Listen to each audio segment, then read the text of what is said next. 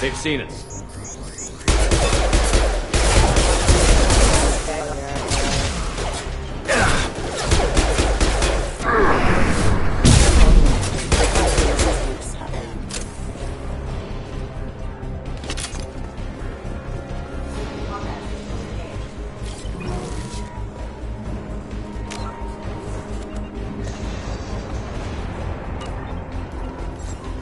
Hostile force using non-standard ammunition.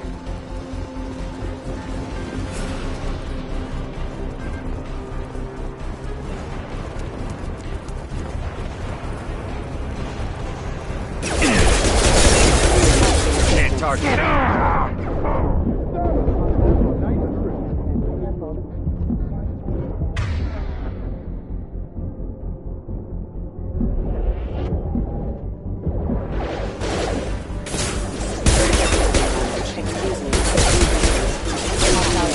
Often damage.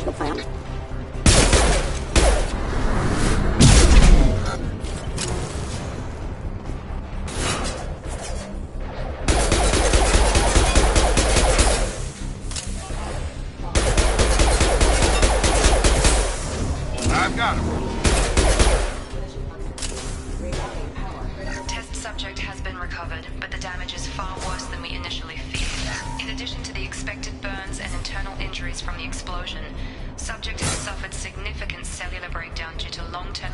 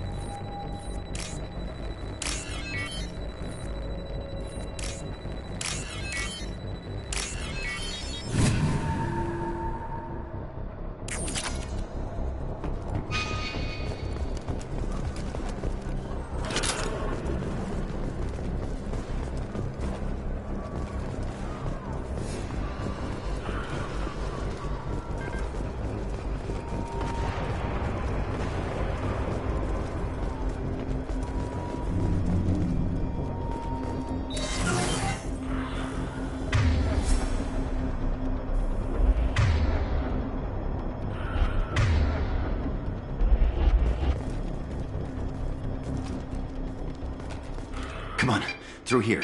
We're almost at the... Miranda, but you were... Dead? What the hell are you doing?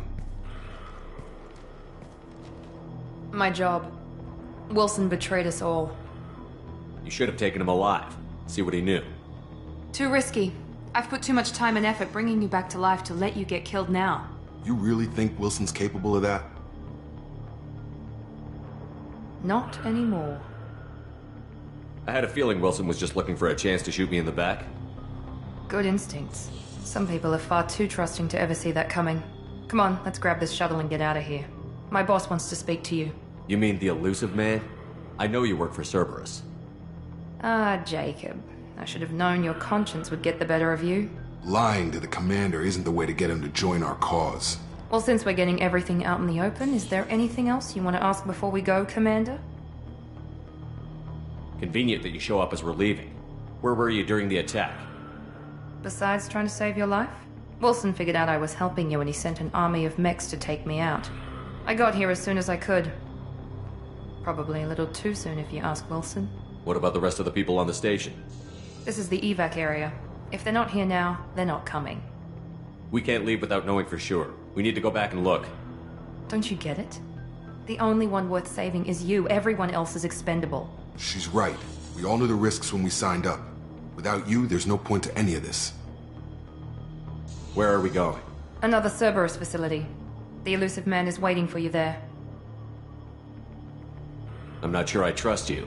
This is the only shuttle off the station. You want to stay and rot with the mechs? Be my guest. You're the Lazarus Project's director, aren't you? That's right.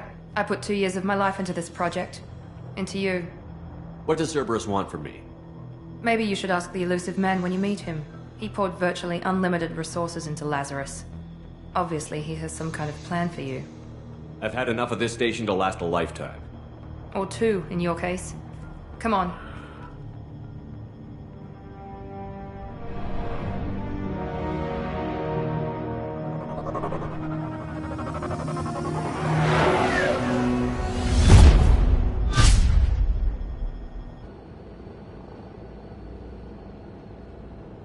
Before you meet with the elusive man, we need to ask a few questions to evaluate your condition.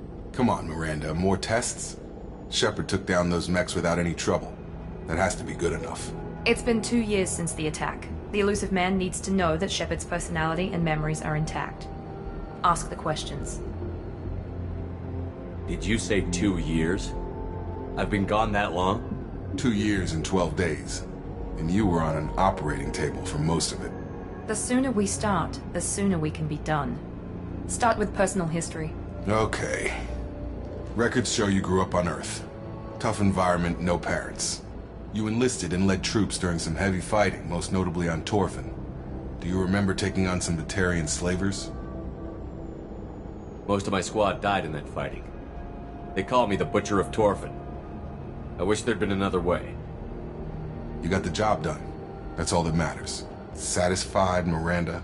Almost. Let's try something more recent. Vermeer, where you destroyed Saren's cloning facility.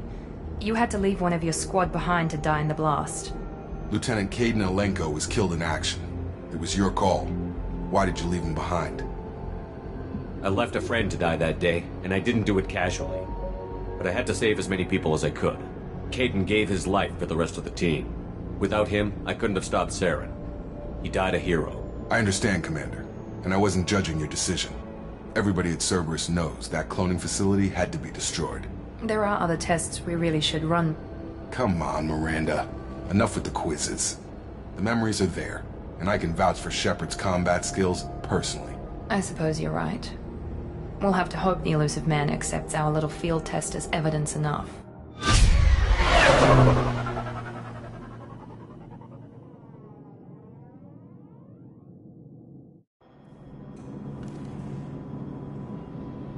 The elusive man is waiting for you in the other room.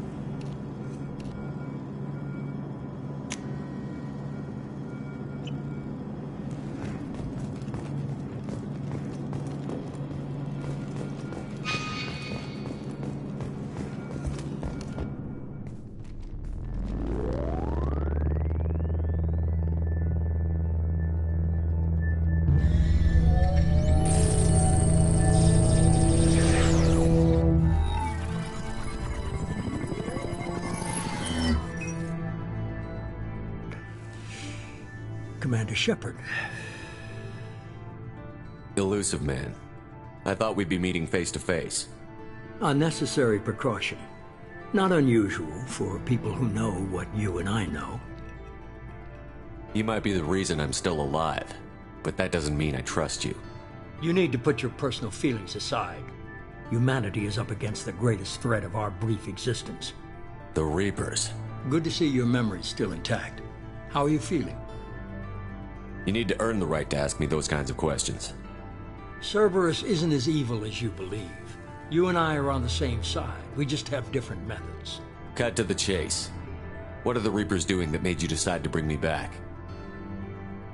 We're at war. No one wants to admit it, but humanity is under attack. While you've been sleeping, entire colonies have been disappearing. Human colonies. We believe it's someone working for the Reapers, just as Saren and Geth aided Sovereign. You've seen it yourself. You bested all of them. That's just one reason we chose you.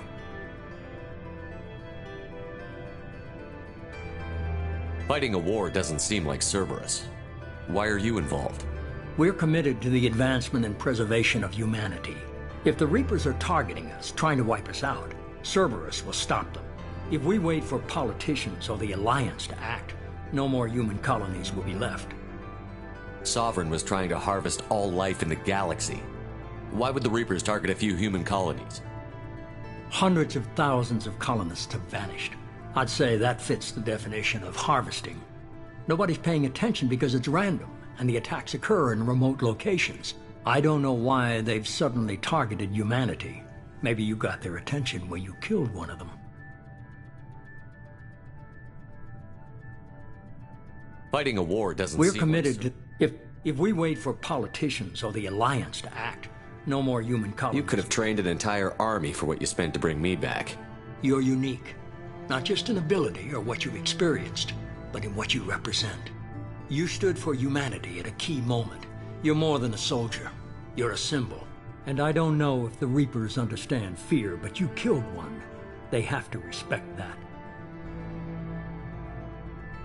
If this is a threat against humanity, you need to mobilize the Alliance. They suffered substantial losses fighting Sovereign. They're rebuilding, still stretched too thin to waste resources verifying the Reaper threat. Blaming the abductions on mercs and pirates is easier and more convenient. If you're after the Reapers, just point me in the right direction. Miranda was worried you'd be resistant. She's not usually wrong. I have a shuttle ready to take you to Freedom's Progress, the latest colony to be abducted. Miranda and Jacob will brief you.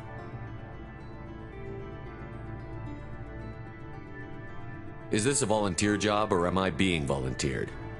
You always have a choice, Shepard. If you don't find the evidence we're both looking for, we can part ways. But first, go to Freedom's Progress. Find any clues you can. Who's abducting the colonies? Do they have any connection to the Reapers? I brought you back. It's up to you to do the rest.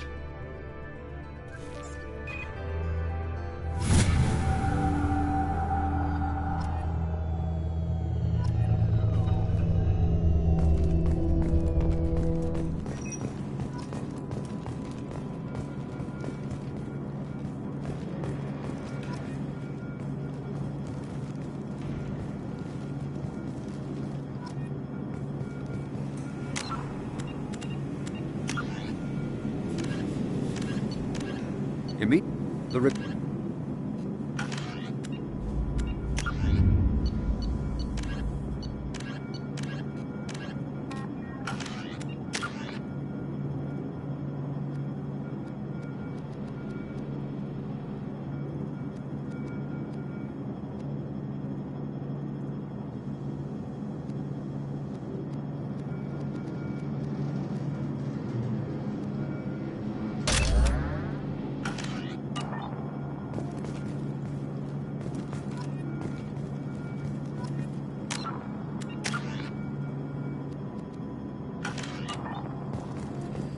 The Elusive Man is very impressed with you.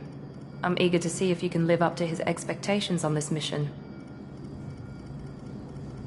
I can't have anyone disobeying my commands when we get there. I know who I report to. As long as you don't do anything to betray Cerberus, I'll follow your orders.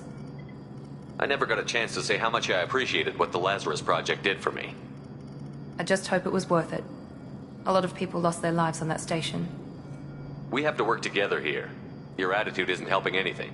I have the utmost respect for your abilities, Shepard. It's your motivations that concern me.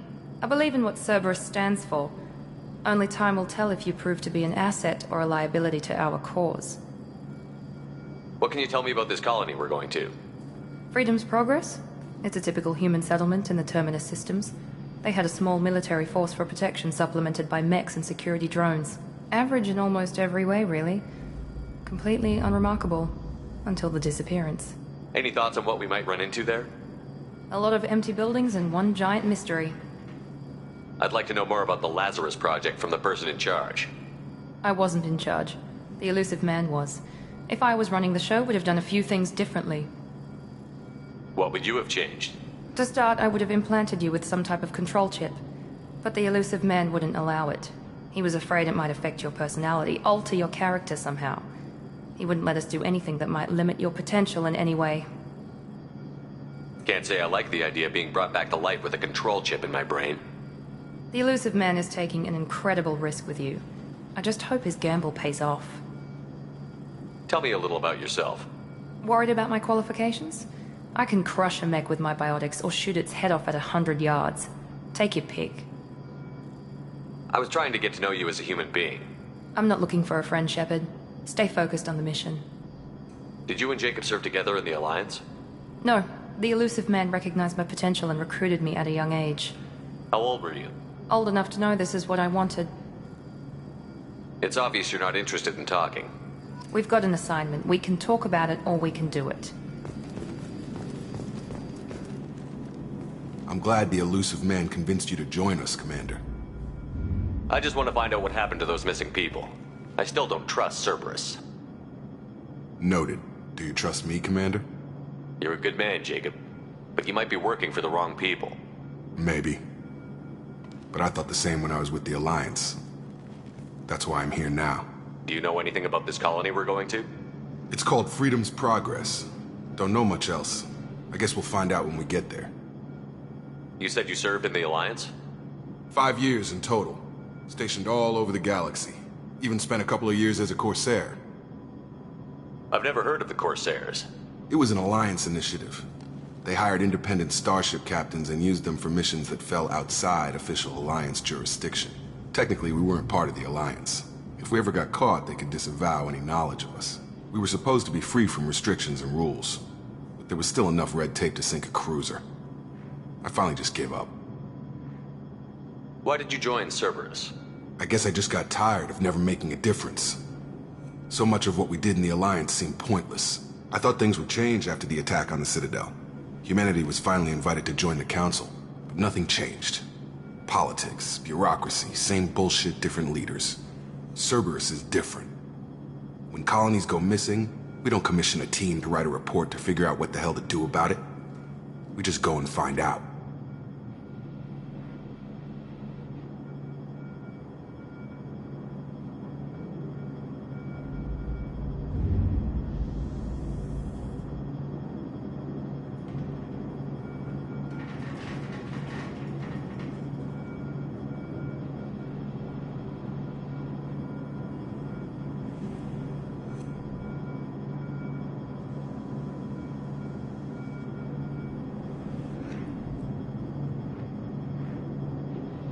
That's all for now. Yes, sir.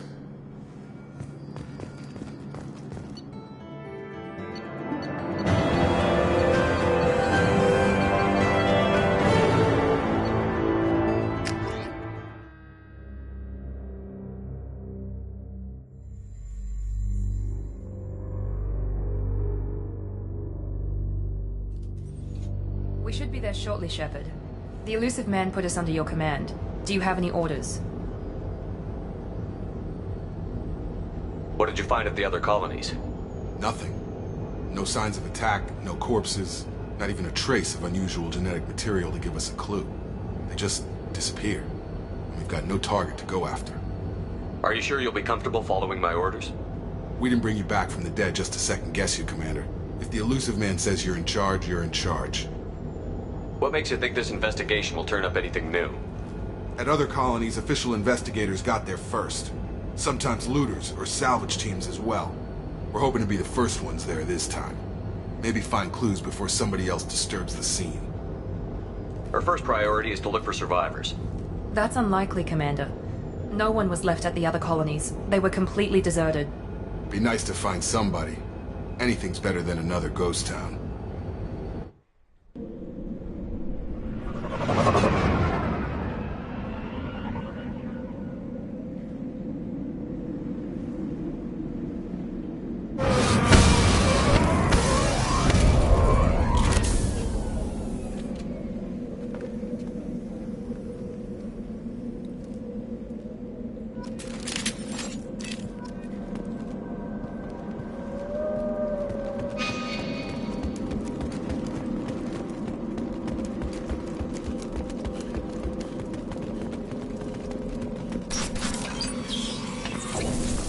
Looks like everyone just got up and left right in the middle of dinner.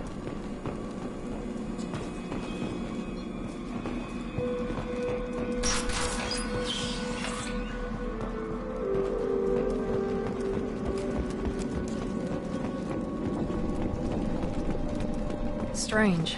No bodies, no structural damage, and no signs of battle.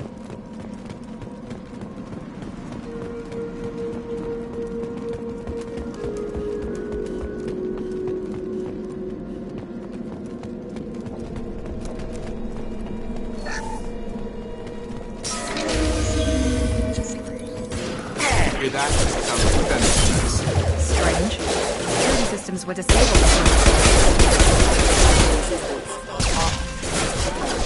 I've got it! Dano! Shields have failed. Eyes ahead! Shoot them before they take out the shield.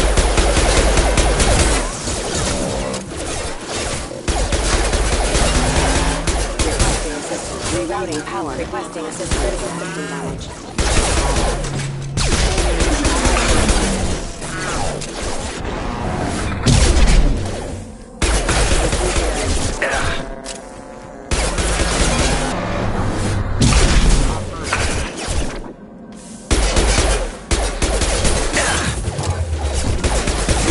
Those mechs shouldn't have been hostile. They should have recognized us as human. Someone reprogrammed them to attack on sight. We're not alone here.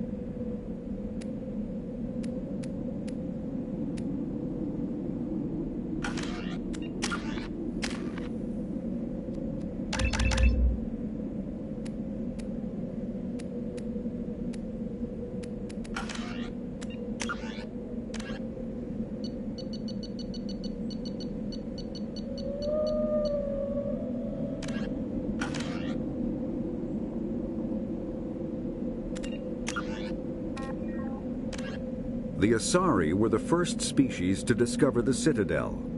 When the Salarians arrived, it was the Asari who proposed the establishment of the Citadel Council to maintain peace throughout the galaxy.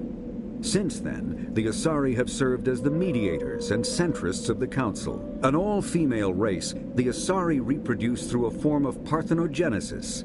They can attune their nervous system to that of another individual of any gender and of any species to reproduce. This capability has led to the unseemly and inaccurate rumors about Asari promiscuity. Asari can live for over 1,000 years, passing through 3 stages of life. In the maiden stage, they wander restlessly, seeking new knowledge and experience. When the matron stage begins, they meld with interesting partners to produce their offspring. This ends when they reach the matriarch stage, where they assume the roles of leaders and counselors.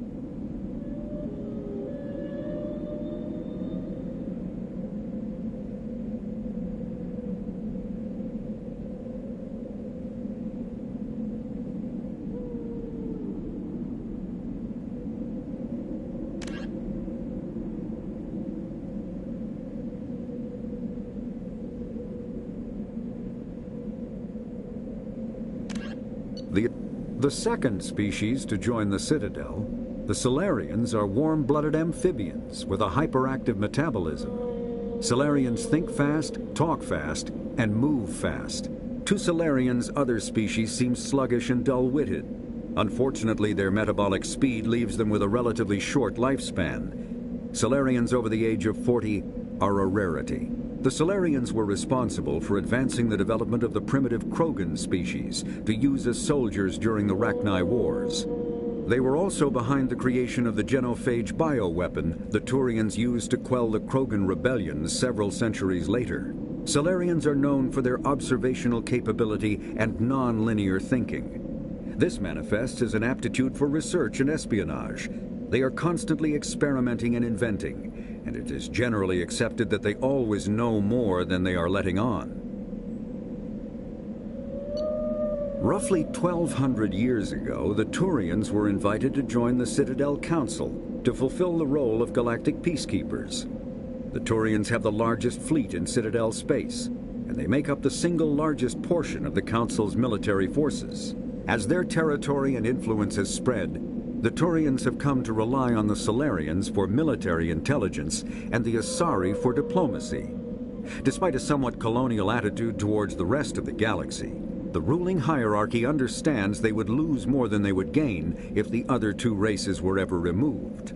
Turians come from an autocratic society that values discipline and possesses a strong sense of personal and collective honor.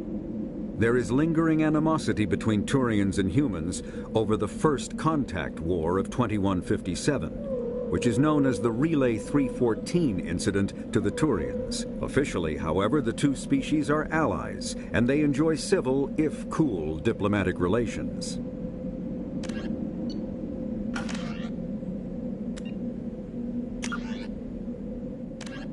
"50,000 years ago, the Protheans were the only spacefaring species in the galaxy. They vanished in a swift galactic extinction. Only the legacy of their empire remains. They are believed to have built the mass relays and the Citadel, which have allowed numerous species to explore and expand throughout the galaxy. Prothean ruins are found on worlds across the galaxy. While surprisingly intact for their age, functioning examples of Prothean paleotechnology are rare.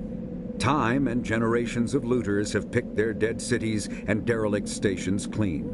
Some believe the Protheans meddled in the evolution of younger races. The Hanar homeworld of Kaje, for example, shows clear evidence of former Prothean occupation. The presence of a former Prothean observation post on Mars has caused a rebirth of interventionary evolutionists among humans. These individuals believe the god myths of ancient civilizations are misremembered encounters with aliens.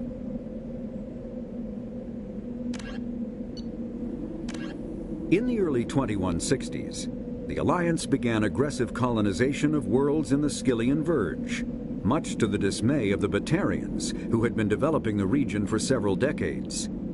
In 2171, the Batarians petitioned the Council to declare the Verge a zone of Batarian interest. The Council refused, however, declaring unsettled worlds in the region open to human colonization. In protest, the Batarians closed their Citadel embassy and severed official diplomatic relations with the Council, effectively becoming a rogue state. They instigated a proxy war in the Verge by funneling money and weapons to criminal organizations, urging them to strike at human colonies. Hostilities peaked with the Skyllian Blitz of 2176, an attack on the human capital of Elysium by Batarian-funded pirates and slavers. In 2178, the Alliance retaliated with a crushing assault on the moon of Torfin, long used as a staging base by Batarian-backed criminals. In the aftermath, the Batarians retreated into their own systems and are now rarely seen in Citadel space. The Elcor are a Citadel species native to the high-gravity world Dakuna. They are massive creatures, standing on 4 muscular legs for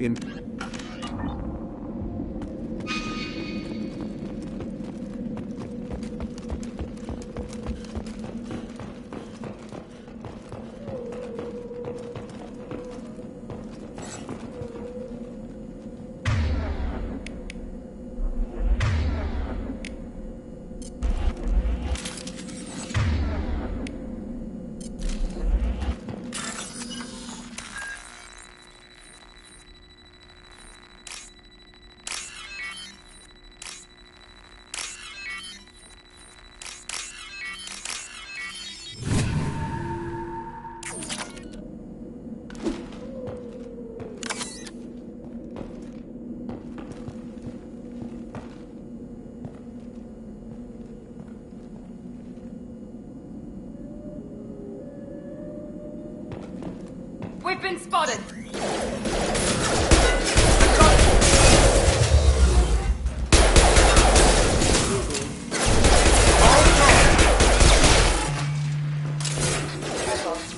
Careful. Requesting assistance. Critical system down.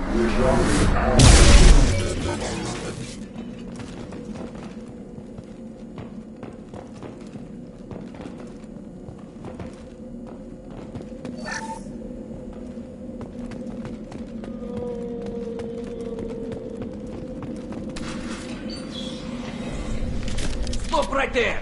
Praza, you said you'd let me handle this.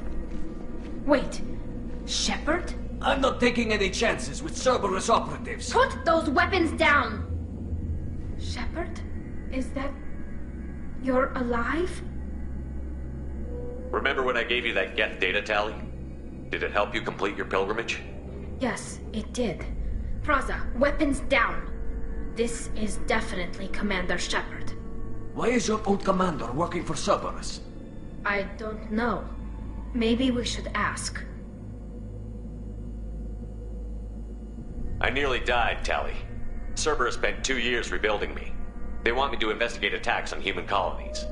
Likely story. No organization would commit so many resources to bring back one soldier. You haven't seen Shepard in action, Praza. Trust me, it was money well spent. Perhaps we can work together. We're here looking for a young Quarian named Vitor. He was here on pilgrimage. Isn't that a little strange? A Quarian visiting a remote human colony? Quarians can choose where they go on pilgrimage. Vitor liked the idea of helping a small settlement. He was always nervous in crowds.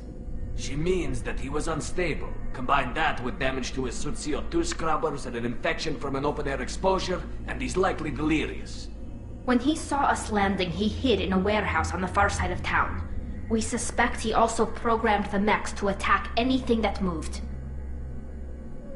Vitor's the only one who can tell us what happened here. We should work together to find him. Good idea. You'll need 2 teams to get past the drones anyway. Now we're working with Cerberus? No, Praza, you're working for me. If you can't follow orders, go wait on the ship. Head for the warehouse through the center of the colony. We'll circle around the far side and draw off some of the drones to clear you a path. Your people really don't like Cerberus. What did I miss? They killed our people, infiltrated our flotilla, and tried to blow up one of our ships. That's not how I'd have explained it exactly. It was nothing personal. We can argue over who killed who later. Right now, we've got a job to do. Agreed. We work together to get to Vitor. Make sure to keep in radio contact. Will do. Good luck, Shepard. Whatever happens, it's good to have you back.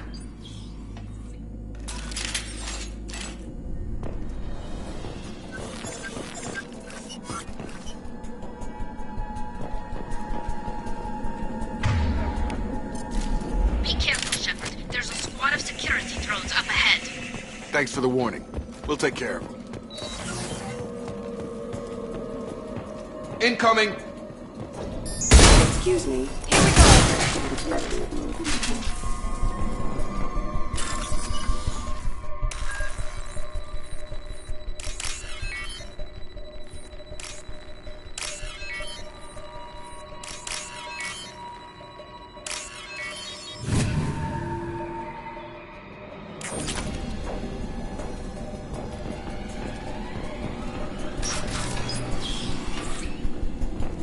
Use overload on it.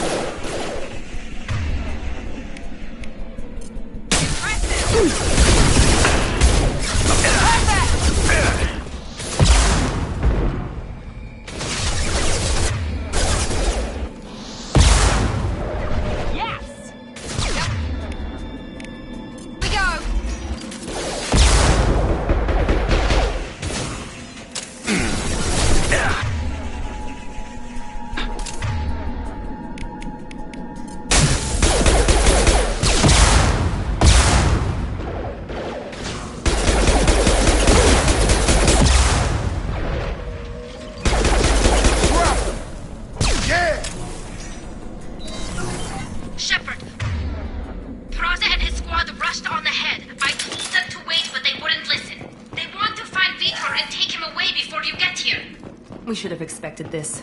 Come on, we can still catch them.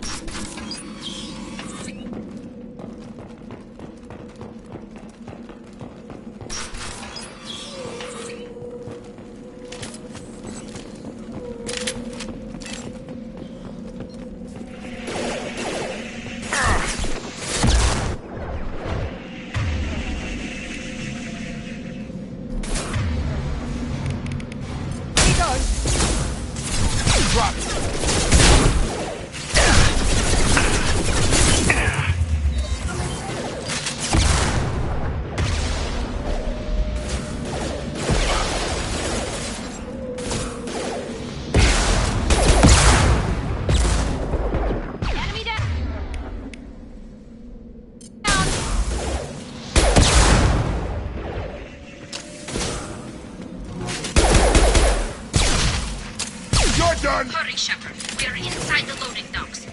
Vitor reprogrammed the heavy mech. It's tearing Praza's squad apart. They did want to get to Vitor first. Get your squad into cover and I'll open the loading bay doors. We'll take cover by the doors. Shepard, you take point.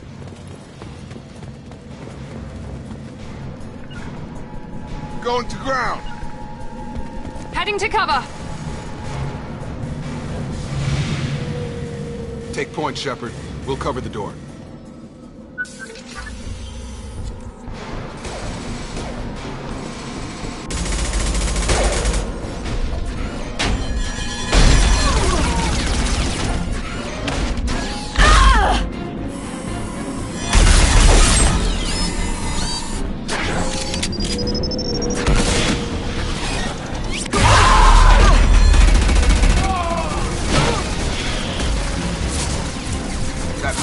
Heavy armor plating.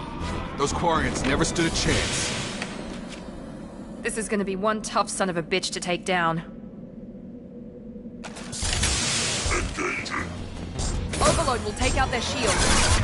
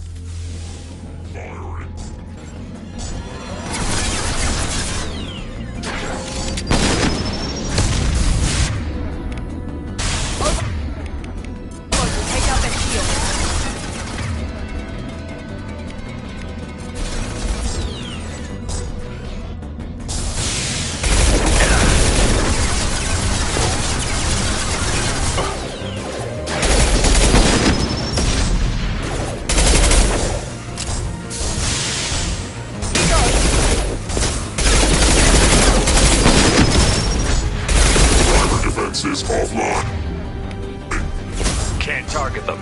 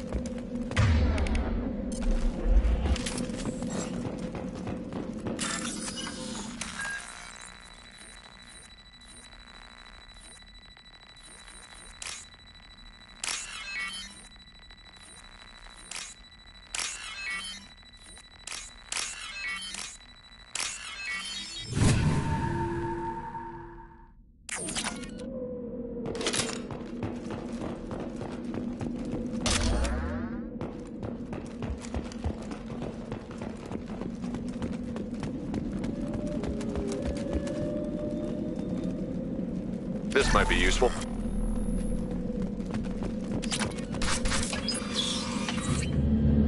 Monsters coming back. Mechs will protect. Safe from swarms. Have to hide. No monsters. No swarms. No. Vitor? No, Vitor. Not here. Swarms can't find. Monsters coming. Have to hide. Nobody's gonna hurt you anymore. I don't think he can hear you, Commander.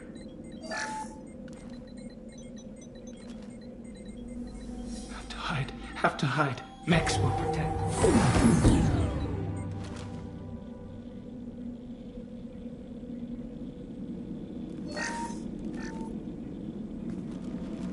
You're human. Where did you hide? How come they didn't find you? Who didn't find us? The monsters. The swarms. They took everyone.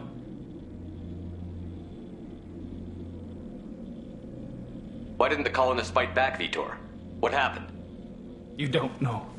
You didn't see. But I see everything. Looks like security footage. He must have pieced it together manually. What the hell is that? My God. I think it's a collector. I thought the collectors kept to themselves. They usually work through intermediaries, like slavers or hired mercenaries. If they're involved with the Reapers somehow, it could explain what happened to the colonies. The collectors have advanced technology. They could have a weapon that disables an entire settlement at once. The Seeker swarms. No one can hide.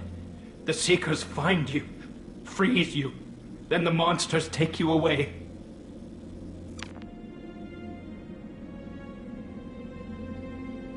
Why didn't the collectors take you? Swarms didn't find me. Monsters didn't know I was here. The collectors aren't known for being careless. Maybe his envirosuit kept him from showing up on their sensors. Or they were using technology specifically designed to detect humans. Only human colonies have been hit.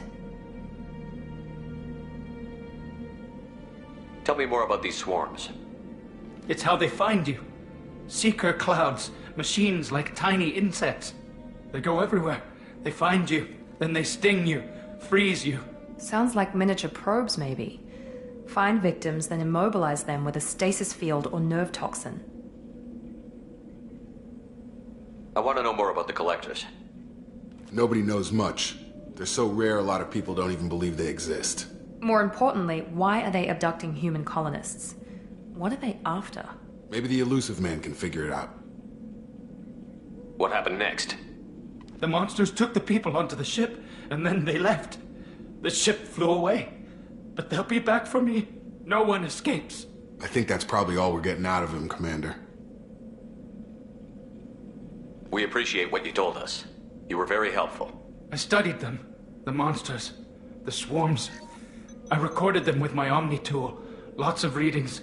Electromagnetic. Dark energy. We need to get this data to the Illusive Man. Grab the Quarian and call the shuttle to come pick us up. What? Vitor is injured. He needs treatment, not an interrogation. We won't hurt him. We just need to see if he knows anything else. He'll be returned unharmed. Your people tried to betray us once already. If we give him to you, we'll never get the intel we need. Praza was an idiot, and he and his men paid for it. You're welcome to take Vitor's Omnitool data, but please, just let me take him. You don't have to take Vitor and go. We could work together, just like old times. I want to, but I can't. I've got a mission of my own. It's too important for me to abandon, even for you. When it's over, and I'm still alive, we'll see what happens. That sounds dangerous. What are you doing? I don't think Cerberus needs to hear about it. But it's in Geth space. That should tell you how important it is. He's traumatized and he needs medical care. Tali will give us the Omnitool data and take him to the flotilla. Understood, Commander. Thank you, Shepard. I'm glad you're still the one giving the orders. Good luck out there. If I find anything that can help you, I'll let you know. We're ready for pickup.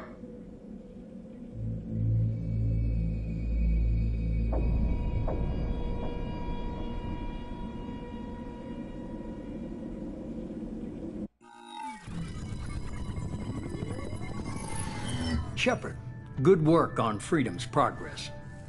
The Quarians forwarded their findings from Vidor's debriefing. No new data, but it's a surprising olive branch given our history. You and I have different methods, but I can't argue with your results.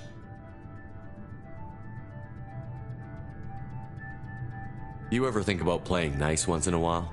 Diplomacy is great when it works, but difficult when everyone already perceives you as a threat. But more importantly, you confirm the Collectors are behind the abductions. Why do I get the feeling you knew about them already? I had my suspicions, but I needed proof. The Collectors are enigmatic at best. They periodically travel to the Terminus systems, looking to gather seemingly unimportant items or specimens, usually in exchange for their technology. When their transactions are complete, they disappear as quickly as they arrived, back beyond the unmapped Omega-4 relay. Until now, we've had no evidence of direct aggression by the Collectors. Why is the Omega-4 relay unmapped? What do we know about it? Only that no ship passing through it has ever returned. Our best guess is that the relay reacts differently to Collector vessels, allowing them safe passage. If they can manipulate relays, that's just further evidence of the connection with the Reapers. Any ideas on why they've shifted their focus to humans?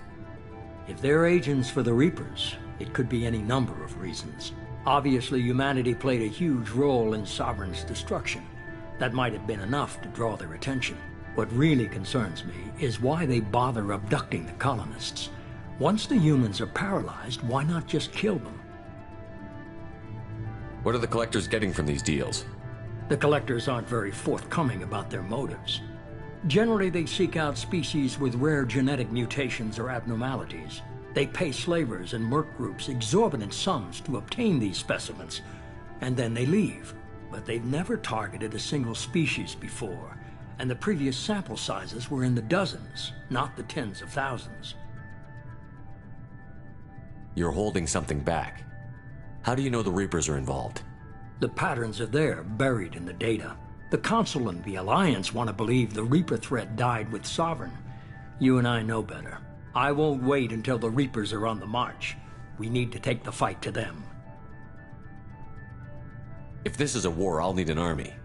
Or a really good team. I've already compiled a list of soldiers, scientists, and mercenaries. You'll get dossiers on the best of them. Finding them and convincing them to work with you could be challenging, but you're a natural leader. I'll continue to track the Collectors. When they make their next appearance, I'll notify you and your team. Be ready. Keep your list. I want people I trust. The ones who helped me stop Saren and the Geth. That was 2 years ago, Commander. Most of them have moved on, or their allegiances have changed. Where's Garrus Vakarian? The Turian disappeared a few months after you were declared dead. Even we haven't been able to locate him. Where's Ashley Williams? She's still with the Alliance. Promoted, I believe. Her file is surprisingly well classified. Where's Urdnot Rex? He returned to Tuchanka, and he hasn't gone off-world in over a year. He's trying to unite the Krogan clans. What about Tali? She already helped us on Freedom's Progress. That was unexpected. I need more intel before I'll commit to that. Where's Liara Tassoni? She's on Ilium. My sources say that she's working for the Shadow Broker. If so, she can't be trusted. Okay, I get it. They're not available. You're a leader, Shepard. You'll get who you need. I'm still a Spectre. Maybe I can get the Council to help us out. If you think you can convince them, by all means. Just remember, you've been gone a long time. Things have changed. Keep your list. That was 2 years ago, Commander. Most of them have moved. Okay, I get it. You're a leader, Shepard. You'll get who you need. You worry about the Collectors. I'll make sure my team's ready. Good. 2 things before you go. First, head to Omega and find Mordin Solus. He's a brilliant Solarian scientist. Our intelligence suggests he may know how to counteract the Collector's paralyzing Seeker swarms. I haven't even started and you're telling me what to do? I'm giving you direction. What you do with it is up to you. I'm sure you'll make the right decision. All right. What's the other thing? I found a pilot I think you might like. I hear he's one of the best. Someone you can trust.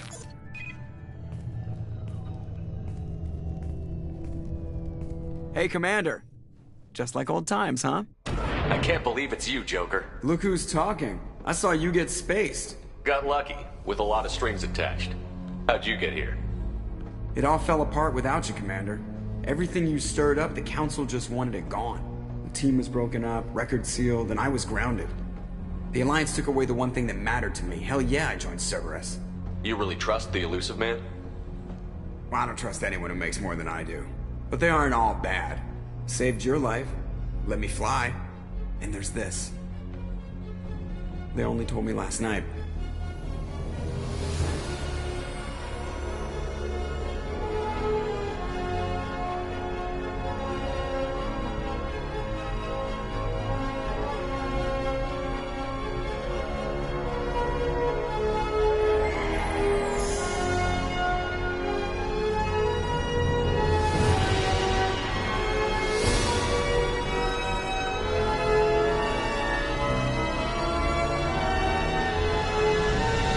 Good to be home, huh, Commander? I guess we'll have to give her a name.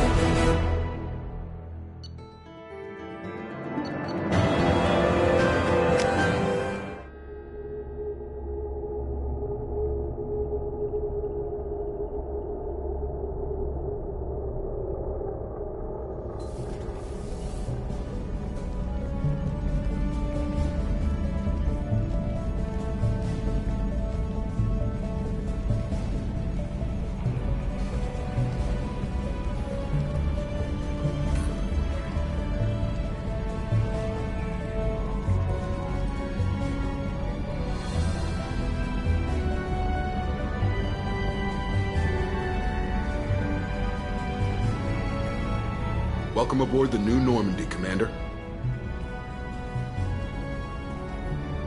I've been looking over the dossiers. I'd strongly recommend starting by acquiring Mordin Solus, the Solarian professor on Omega. We know the Collectors use some type of advanced technology to immobilize their victims. We'll need him to develop a countermeasure to protect us. Without that countermeasure, we'll be helpless if we ever run into the Collectors. Acquiring Professor Solus seems like the most logical place to start. Who are you? I am the Normandy's artificial intelligence. The crew like to refer to me as Edie. Helmsmen aren't happy when someone takes control of a ship away from them. Especially Joker. I do not helm the ship. Mr. Moreau's talents will not go to waste. During combat, I operate the electronic warfare and cyber warfare suites. Beyond that, I cannot interface with the ship's systems. I observe and offer analysis and advice. Nothing more. I'm guessing it takes more than just the three of us plus Joker to fly this ship. The Normandy has a full crew. They're at their stations awaiting your orders. Final preparations for takeoff are complete, Commander. When you're ready to go, just pick a destination from the galaxy map in the CIC and I'll plot a course. Jacob and I should return to our posts. Come find us if you have any questions.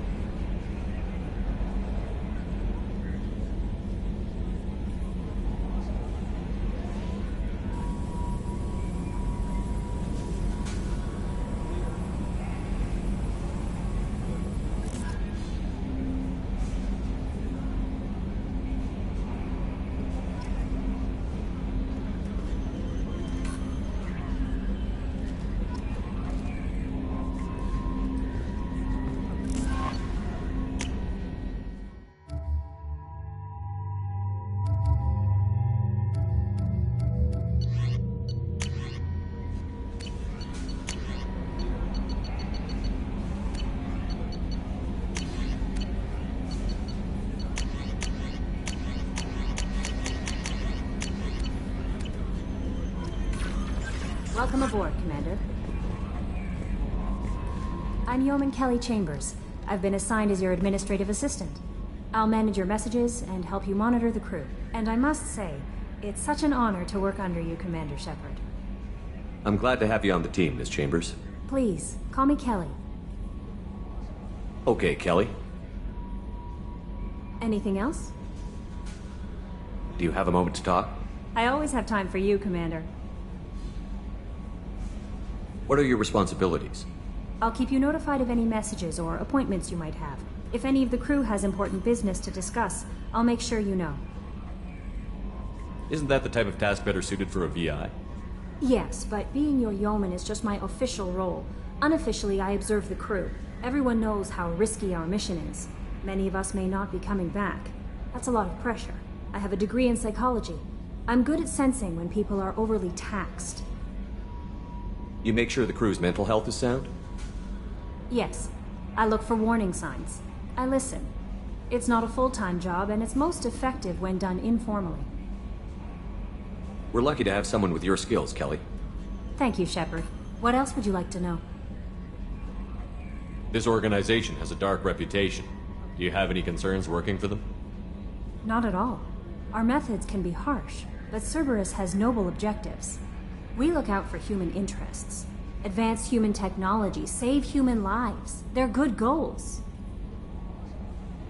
It sounds like Cerberus wants to dominate all aliens and put humankind on top. Cerberus looks out for humanity, but that doesn't mean we hate aliens. My sister started a dog shelter, but she loved cats too. I love humanity.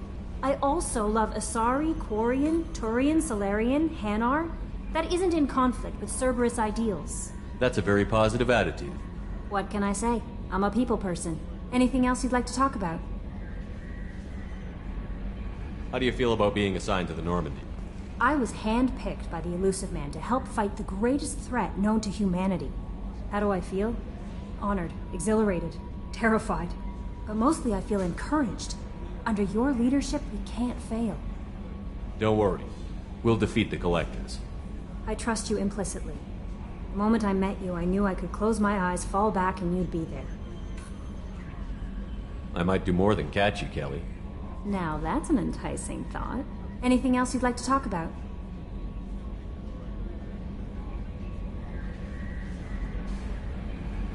I better go. Okay.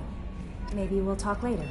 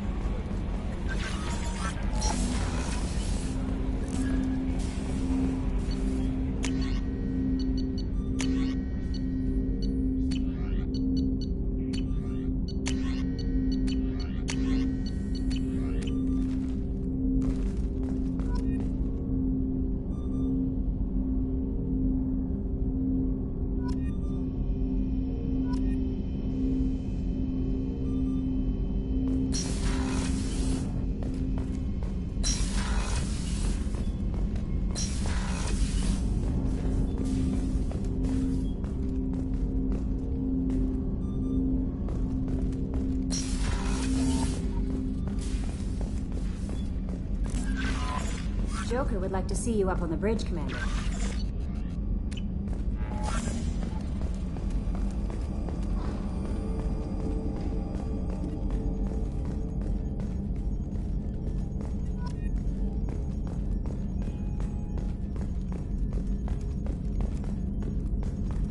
Can you believe this, Commander? It's my baby! Better than new. It fits me like a glove! And leather seats! Military may set the hardware standard, but on a first-gen frigate, they could care less if the seats breathe. Civilian sector comfort by design. The reproduction is not intended to be perfect, Mr. Moreau. Seamless improvements were made. And there's the downside. I liked the Normandy when she was beautiful and quiet. Now she's got this thing I don't want to talk about. It's like ship cancer. It's not the same, Joker. There's nothing here that was even part of the real Normandy. There's us. I have to take what I can get. The last 2 years sucked. You'll see. Even if an AI is spying on us, no way they'll invest this much just to screw us over. It'll be better than the old days. I hope so. I died. God, you are such a downer. Yes, Shepard. I want to know more about you. Do you have a specific inquiry? What do you do aboard the ship? I operate the ship's electronic and cyber warfare suites in combat.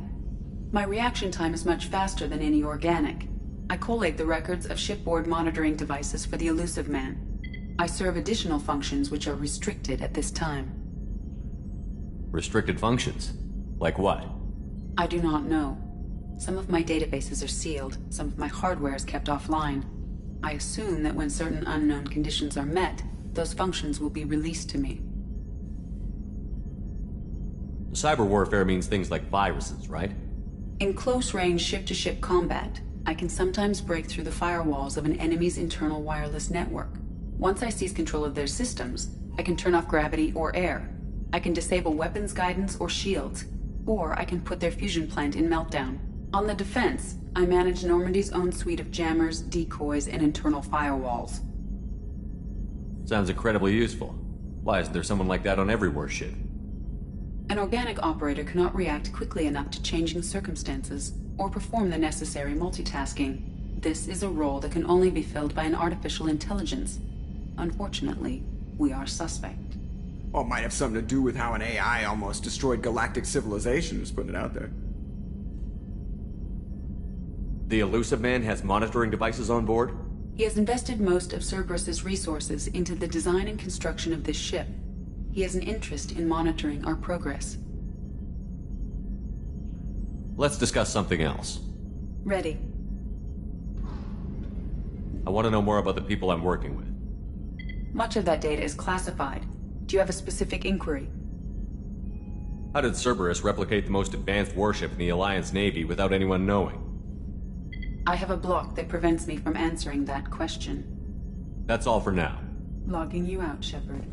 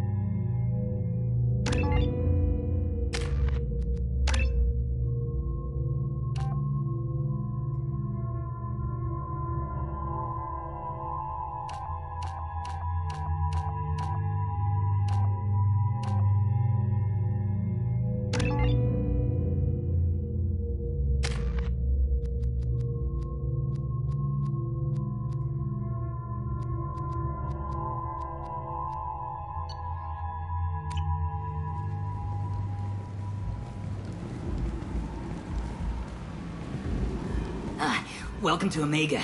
You're new here, aren't you? I can always tell. Allow me to... Oh, hello, Mocklin. I was just... Leave, Fargate. Now. Oh, of course, Mocklin. Whatever she wants. Blasted scavengers. Welcome to Omega, Shepard. You know who I am? Of course. We had you tagged the moment you entered the Terminus systems. You're not as subtle as you think. Aria wants to know what brings a dead Spectre to Omega. I suggest you go to Afterlife now and present yourself. Cut the attitude. I'm not here to cause problems for Omega. Things explode around you, Shepard. You can't blame Aria for keeping an eye on you. Afterlife now. quarantine warnings about the slums where Dr. Morton Solus runs the clinic. Anticipate resistance at the transport station. I have also accessed messages between mercenary groups regarding plans to deal with the Archangel. There's a recruiting station at Afterlight that may have information on him.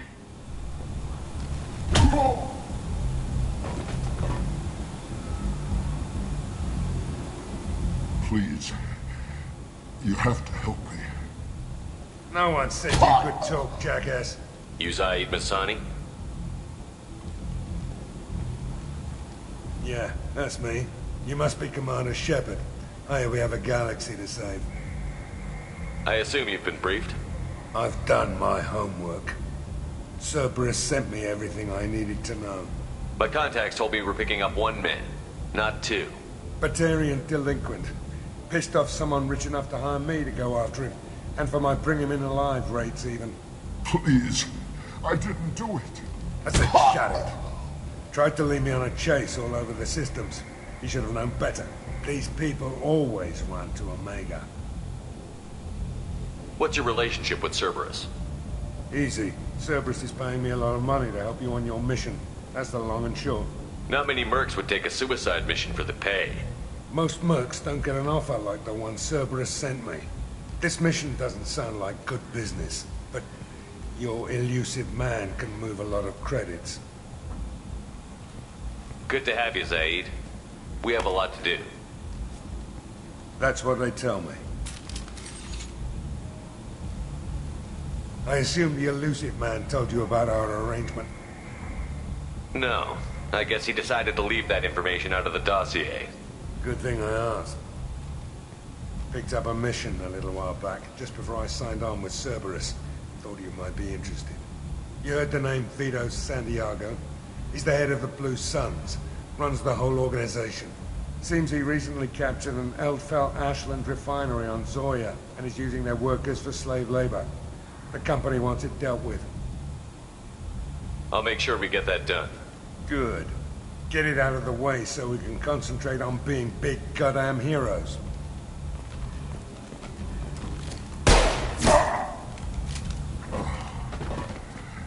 I better turn this thing in before it starts to stink.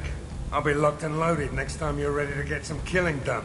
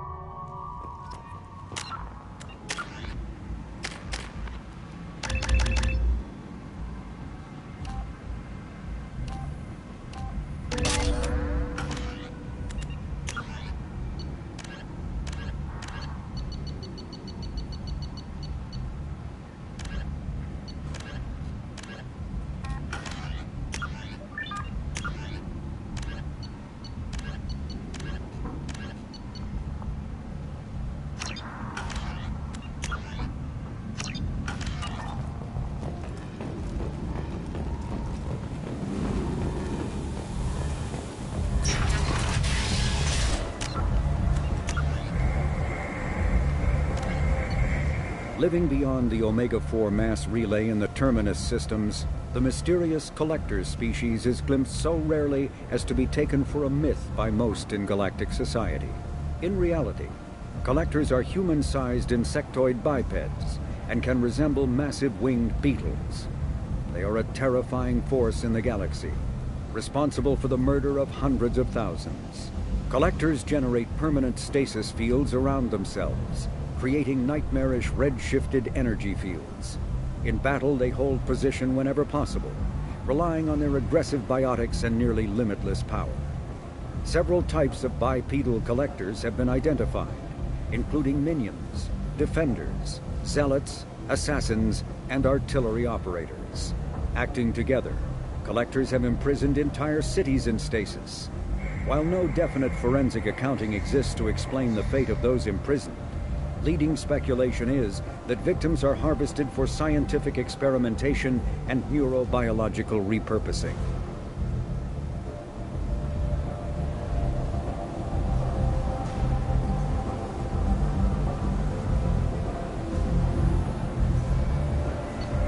The Elcor are a Citadel species native to the high-gravity world Dakuna.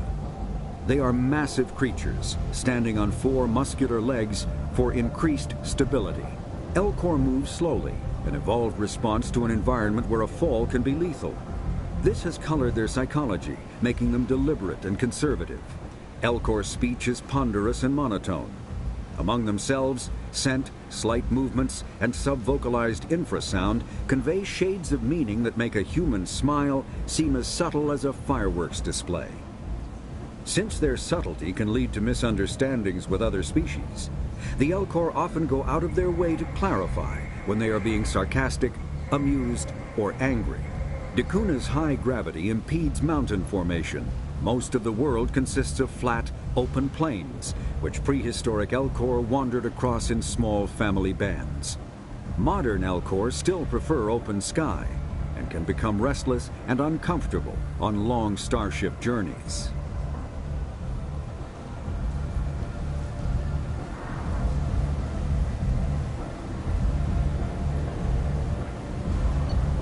The Geth are a humanoid race of networked AIs. They were created by the Quarians 300 years ago as tools of labor and war. When the Geth showed signs of self-evolution, the Quarians attempted to exterminate them. The Geth won the resulting war. This example has led to legal, systematic repression of artificial intelligences in galactic society. The Geth possess a unique distributed intelligence. An individual has rudimentary animal instincts, but as their numbers and proximity increase, the apparent intelligence of each individual improves. In groups, they can reason, analyze situations, and use tactics, as well as any organic race. Geth space is located at the trailing end of the Perseus Arm, beyond the lawless Terminus systems. The Perseus Veil, an obscuring dark nebula of opaque gas and dust, lies between their space and the Terminus systems.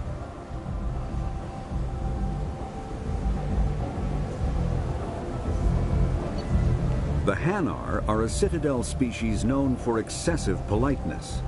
They speak with scrupulous precision and take offense at improper language. Hanar that expect to deal with other species take special courses to help them unlearn their tendency to take offense at improper speech. All Hanar have 2 names. The face name is known to the world. The soul name is kept for use among close friends and relations. Hanar never refer to themselves in the first person in conversation with someone they know on a face name basis. To do so is considered egotistical, so instead they refer to themselves as this one, or the impersonal it. Their homeworld, Kaje, has 90% ocean cover and orbits an energetic white star, resulting in a permanent blanket of cloud. Due to the presence of Prothean ruins on the world, many Hanar worship them, and Hanar myths often speak of an elder race that civilized them by teaching them language. The Krogan evolved in a hostile and vicious environment. Until the invention of gunpowder weapons, eaten by predators was still the #1 cause of Krogan fatalities. Afterwards, it was death by gunshot. When the Solarians discovered them, the Krogan were a brutal, primitive species, struggling to survive a self-inflicted nuclear winter. The Solarians culturally uplifted them, teaching them to use and build modern technology, so they could serve as soldiers in the Rachni War. Liberated from the harsh conditions of their homeworld, the quick-breeding Krogan experienced an unprecedented population explosion. They began to colonize nearby worlds. Even though these worlds were already inhabited, the Krogan rebellions lasted nearly a century, only ending when the Turians unleashed the Genophage, a Solarian-developed bioweapon that crushed all Krogan resistance. The Genophage makes only 1 in 1,000 pregnancies viable, and today the Krogan are a slowly dying breed. Driven from their home system by the Geth nearly 3 centuries ago, most Quarians now live aboard the Migrant Fleet, a flotilla of 50,000 vessels ranging in size from passenger shuttles to mobile space stations. Home to 17 million Quarians, the flotilla understandably has scarce resources. Because of this, each Quarian must go on a rite of passage known as the Pilgrimage when they come of age. They leave the fleet and only return once they have found something of value they can bring back to their people. Other species tend to look down on the Quarians for creating the Geth and for the negative impact their fleet has when it enters a system. This has led to many myths and rumors about the Quarians, including the belief that underneath their clothes and breathing masks, they are actually cybernetic creatures, a combination of organic and synthetic parts. A myth common to several cultures in the galaxy. Reapers were imagined to be space monsters who consumed entire stars. Archaeologists and mythologists attempting to uncover sources for such myths have yielded little, except interstellar religious themes of all-consuming devils common to primitive cultures. The Volus are a member species of the Citadel with their own embassy, but they are also a client race of the Turians. Centuries ago, they were voluntarily absorbed into the hierarchy, effectively trading their mercantile prowess for Turian military protection. Erun, their homeworld, lies far beyond the normal life zone of its star. However, the world has a high-pressure greenhouse atmosphere that traps enough heat to support an ammonia-based biochemistry. As a result, the Volus must wear pressure suits and breathers when dealing with other species, as conventional nitrogen-oxygen air mixtures are poisonous to them, and in the low-pressure atmospheres tolerable to most species, their flesh will actually split open. Volus culture is tribal, bartering lands and even people to gain status. This culture of exchange inclines them to economic pursuits. It was the Volus who authored the Unified Banking Act, and they continue to monitor and balance the Citadel economy. The Citadel is an ancient deep space station, presumably constructed by the Protheans. Since the Prothean extinction, numerous species have come to call the Citadel home. It serves as the political, cultural, and financial capital of the galactic community. To represent their interests, most species maintain embassies on the Presidium, the Citadel's inner ring. The Citadel Tower in the center of the Presidium holds the Citadel Council Chambers. Council affairs often have far-reaching effects on the rest of the galactic community. 5 arms, known as the Wards, extend from the Presidium. Their inner surfaces have been built into cities, populated by millions of inhabitants from across the galaxy. The Citadel is virtually indestructible. If attacked, the station can close its arms to form a solid, impregnable shell. For as long as the station has existed, an enigmatic race called the Keepers has maintained it. Spectres are agents from the Office of Special Tactics and Reconnaissance, and answer only to the Citadel Council. They are elite military operatives, granted the authority to deal with threats to peace and stability in whatever way they deem necessary. They operate independently or in groups of 2 or 3. Some are empathetic peacekeepers, resolving disputes through diplomacy. Others are cold-blooded assassins, ruthlessly dispatching problem individuals. All get the job done one way or another, often operating outside the bounds of galactic law. The Spectres were founded after the Solarians joined the Council. For many years they operated in secrecy as backroom problem solvers. Only after the Krogan rebellions did their activities become publicized. Assignment of a Spectre is less contentious than a military deployment, but makes it clear that the Council is concerned about a situation.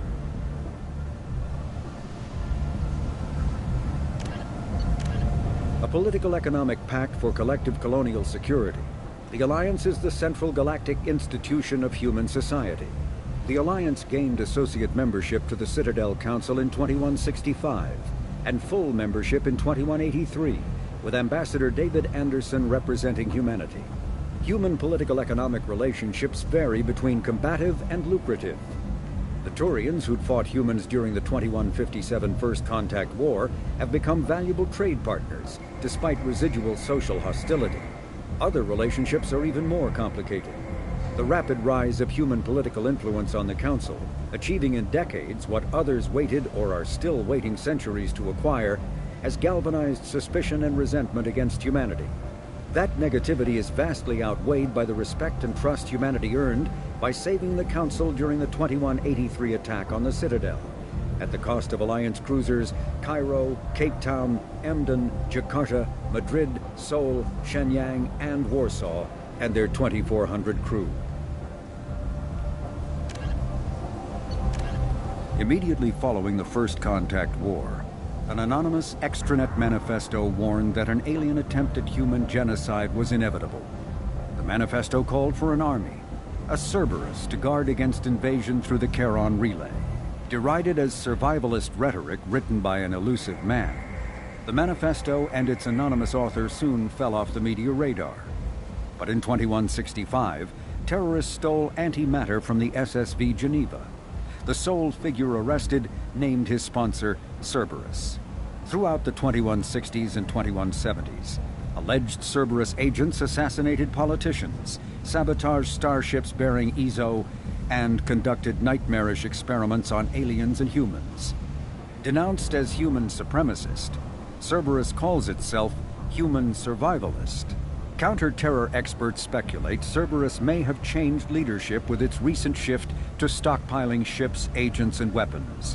Whether he, she, or they, the elusive man hides his finances hidden behind shell companies. Few doubt he will kill anyone attempting to expose him. The reclusive tycoon calling himself the elusive man is a human nationalist focused on advancing human interests, whatever the cost to non-humans. The Citadel Council regards him as a fanatic, posing a serious threat to galactic security. A mysterious maverick, to say the least, the elusive man heads the Cerberus network. Dubbed the Elusive Empire by investigators, Cerberus is an allegedly untraceable syndicate of private intelligence agencies, biotics laboratories, engineering and scientific research teams, and lucrative front companies. Branded a terrorist and seditionist organization by authorities, Cerberus is the only human power base other than the Terra Firma Party, strong enough to embarrass, if not threaten, the Council and its human representatives. Freedom's Progress colony was once a typical Alliance settlement, but following complete communications blackout and its apparent destruction, is now a lightning rod for anxiety and dread in the galactic human community. The communications blackout followed an upgrade of the colony's small military force, supplemented by mechs and security drones, with high-powered, tower-mounted Guardian lasers. Colonists complained about construction cost overruns, delays, noise, and damage to the local environment. They also feared the defense array could be seen as provocative to their world's neighbors. Such fears may not have been baseless. Authorities have still offered no explanation for the communications blackout, fueling rumors of plagues, natural disasters, or a cult-inspired mass suicide. Located in strategically insignificant space, Freedom's Progress colony had once offered residents spectacular rainbows, lush marshlands, and stunning mountain ranges. Its potential as an agricultural settlement and tourism wonderland rivaled that of any Alliance colony. Originally an asteroid rich in element zero, Omega was briefly mined by the Protheans, who eventually abandoned it due to its thick, impenetrable crust. Thousands of years later, nature did what even the Protheans could not. A collision with another asteroid broke Omega in half, exposing its trove of element zero for easy mining. A rush ensued as corporations and private individuals tried to strike it rich on Omega, and thieves and outlaws followed in their wake. As space became tight, construction of processing facilities extended vertically from the asteroid, creating Omega's jellyfish-like silhouette. To prevent future collisions, the station is ringed with enormous mass effect field generators that redirect incoming debris. Today, Omega is a major hub of narcotics, weapons, and EZO trafficking, without even a pretense of civilian government or military control. Only mercenary groups have been able to instill a limited order. The most ruthless is an Asari syndicate run by the notorious Arya T'Loak.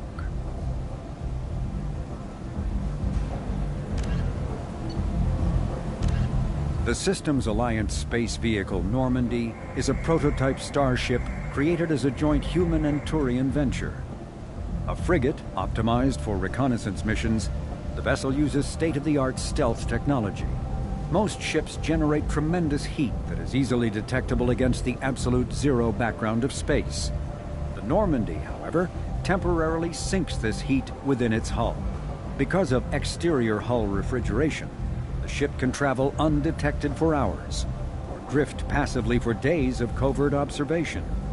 That heat sinking carries the risk of cooking the crew alive if the stored heat is not eventually radiated. Also contributing to stealth is the Normandy's revolutionary Tantalus drive, a Mass Effect core double the standard size. The Tantalus generates mass concentrations that the Normandy falls into, allowing it to move without the use of heat-emitting thrusters. With elaborate secrecy, Cerberus labored for years to build a new, superior Normandy. The vehicle's many alterations produced a craft nearly double the original size, requiring an even larger Tantalus drive core to compensate. The new Normandy features greater space in living quarters, research laboratory, observation deck, and cargo bay.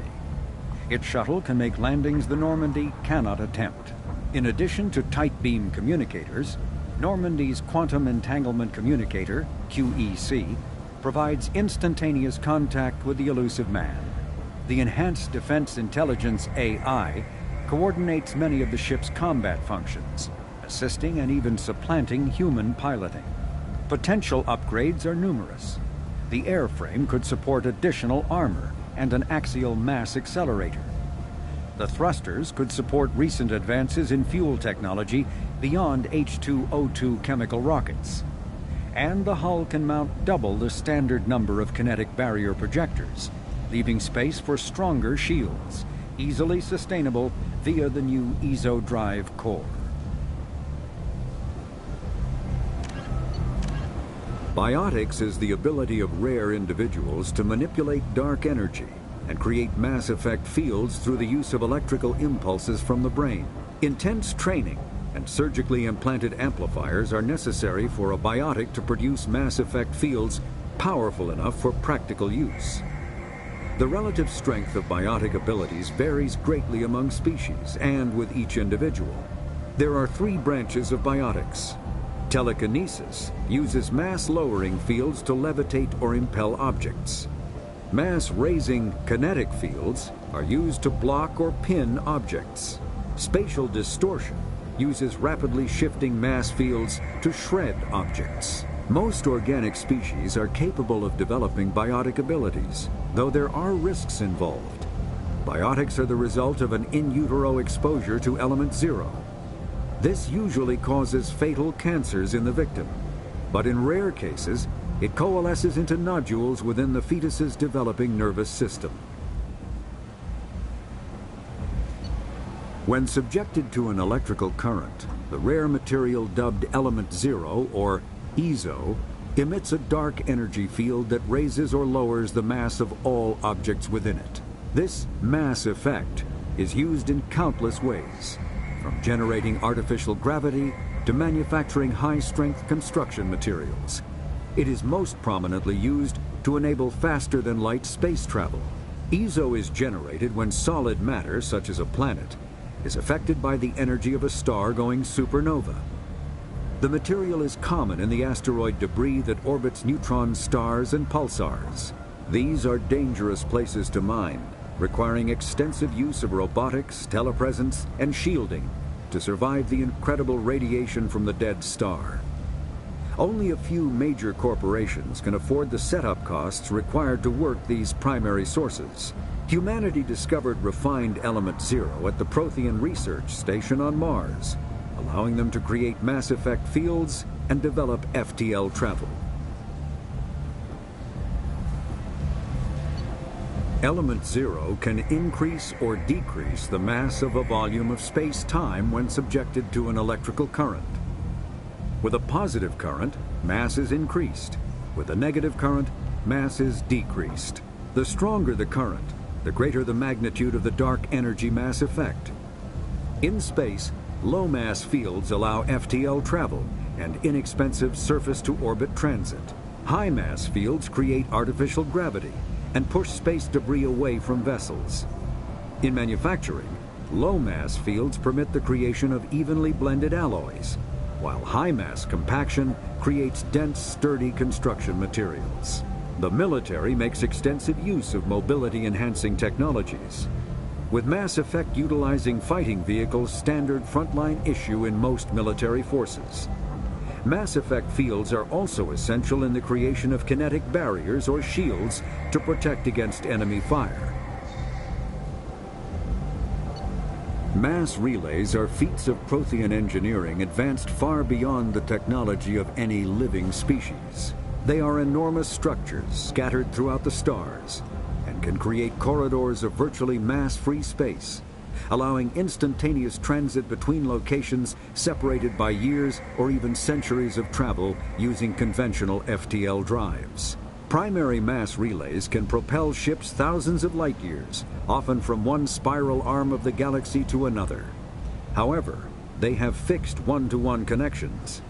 A primary relay connects to one other primary relay and nowhere else. Secondary relays can only propel ships across a few hundred light years. However, they are omnidirectional. A secondary relay can send a ship to any other relay within its limited range. There are many dormant primary relays whose corresponding twins have not yet been located. These are left inactive until their partner is charted, as established civilizations are unwilling to blindly open a passage that might connect them to a hostile species. Omni-tools are handheld devices that combine a computer microframe, sensor analysis pack, and manufacturing fabricator. Versatile and reliable, an Omni-tool can be used to analyze and adjust the functionality of most standard equipment, including weapons and armor, from a distance. The fabrication module can rapidly assemble small three-dimensional objects from common reusable industrial plastics, ceramics, and light alloys. This allows for field repairs and modifications to most standard items, as well as the reuse of salvaged equipment. Omni-tools are standard issue for soldiers and first-in colonists. Medigel is a common medicinal salve used by paramedics, EMTs, and military personnel. It combines several useful applications: a local anesthetic, disinfectant, and clotting agent all in one. Once applied, the gel is designed to grip tight to flesh until subjected to a frequency of ultrasound. It is sealable against liquids, most notably blood, as well as contaminants and gases. The gel is a genetically engineered bioplasm created by the CERTA Foundation, a medical technology megacorp based on Earth. Technically, Medigel violates Council laws against genetic engineering, but to date, it has proved far too useful to ban.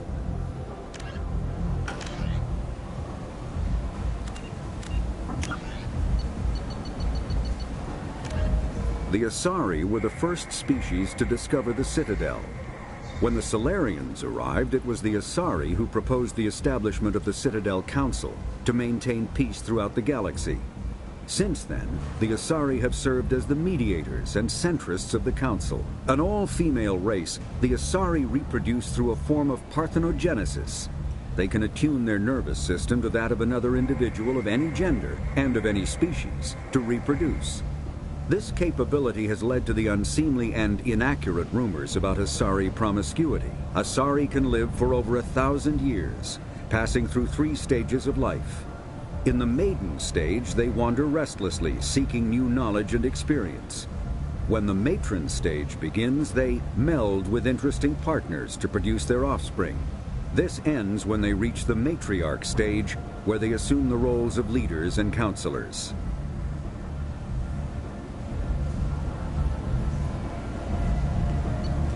The second species to join the Citadel, the Salarians, are warm-blooded amphibians with a hyperactive metabolism.